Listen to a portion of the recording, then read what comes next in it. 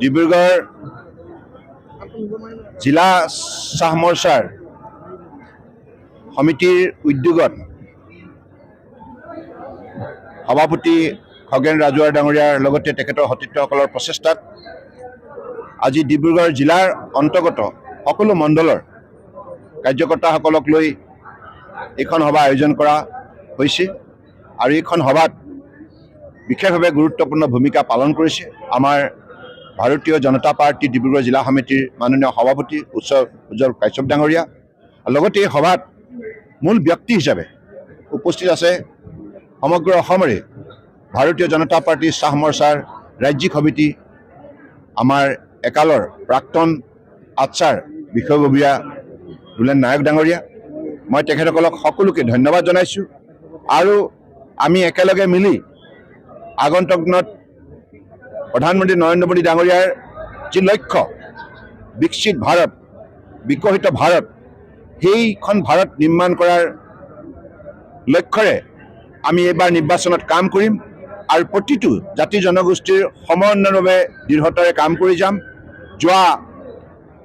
10 বছৰে মাননীয় প্ৰধানমন্ত্ৰী নৰেন্দ্ৰ মোদী ডাঙৰীয়াই সবকা সাথ সবকা বিকাশ নীতিৰে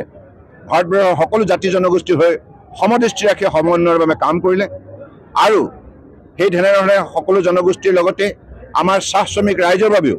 কংগ্ৰেছে যিবিলাক প্ৰায় 60 বছৰ কাল কৰিব নোৱাৰিলে সেইখিনি কাম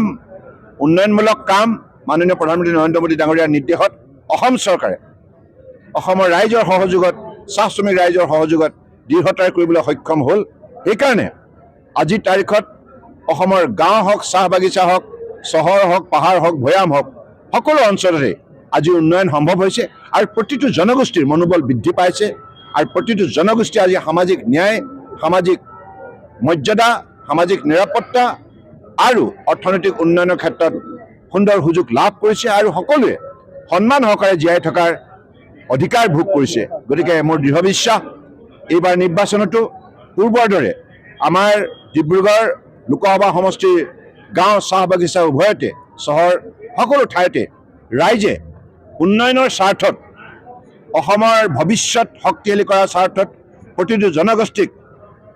আত্মনিৰ্ভৰশীল কৰাৰ স্বাৰ্থত আৰু ভাৰতবৰ্ষক আত্মনিৰ্ভৰ ভাৰত হিচাপে নিৰ্মাণ কৰাৰ স্বাৰ্থত নিশ্চিতভাৱে ভাৰতীয় জনতা পাৰ্টিক আঁকোৱালি ল'ব। তেখেতসকলৰ আশীৰ্বাদ বিচাৰি আমাৰ দলৰ কাৰ্যকৰ্তাসকলে ঘৰে ঘৰে যাব আৰু প্ৰতিগৰাকী ব্যক্তিৰ চৰণ চুই সকলোৰে আশীৰ্বাদ লৈ সকলোৰে সমৰ্থনৰ বাবে প্ৰাৰ্থনা জনাম।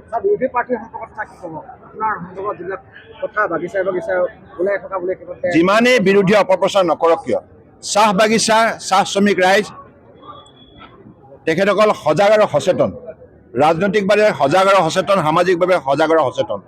তেখেতসকলে যোৱা 10 বছৰত মাননীয় প্ৰধানমন্ত্ৰী নৰেন্দ্ৰ মোদী ডাঙৰীয়াৰ নেতৃত্বত কেন্দ্ৰীয় চৰকাৰ আৰু বৰ্তমান অসমৰ ডক্টৰ হিমন্ত বিশ্ব শৰ্মা ডাঙৰীয়াৰ নেতৃত্বত যিখন অসম চৰকাৰ আৰু পূৰ্বতেও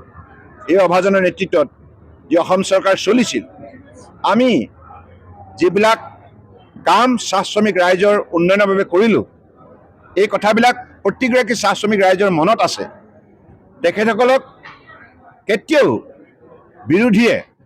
তেখেতসকলক ভুল পথে পৰিচালনা কৰিব নোৱাৰে। চাহ শ্ৰমিক ৰাইজ অত্যন্ত সজাগ আৰু সচেতন আৰু তেখেতসকলে কংগ্ৰেছৰ 60 বছৰ কাৰ্যকালত যে একোৱেই নাপালে আৰু বিজেপিৰ 10 বছৰ কাৰ্যকালত যে তেখেতসকলৰ উল্লেখযোগ্য পৰিৱৰ্তন তেখেতসকলৰ জীৱনলৈ আহিল এই কথা তেখেতসকলৰ মনত আছে। গতিকে তেখেতসকলে বিচাৰে যে ভৱিষ্যতৰ দিনত অধিক উন্নয়নৰ স্বাৰ্থত ভাৰতীয় জনতা পাৰ্টি চৰকাৰে প্ৰকৃতাৰ্থত বাস্তৱসন্মতভাৱে পৰিৱৰ্তন তেখেতসকলৰ জীৱনত দিব পাৰিব। সেই বিশ্বাসেৰে নিশ্চিতভাৱে এই নিৰ্বাচনত আমাক আঁকোৱালি ল'ব।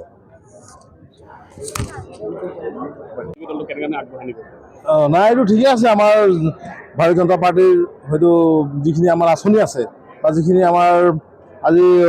মানে 10 বছৰ কাল যিধৰণে আমাৰ জনগোষ্ঠীক আমাৰ মানে যিখিনি পাবলগীয়া বা প্ৰাপ্য অধিকাৰখিনি যিখিনি সাব্যস্ত কৰিছে সেইখিনি কথাকে আমি লৈ যাম আমাৰ বাগিচা অঞ্চলত। যিহেতু চাহ শ্ৰমিকৰ কাম যথেষ্ট হৈছে, আজি ৰাস্তা হৈছে, পেপাৰ ব্লক দি পানী বিজুলী যোগান হৈছে, খোৱা পানী হৈছে, চাহ শ্ৰমিকৰ দৈনিক মজুৰি বৃদ্ধি হৈছে, এইখিনি কথা।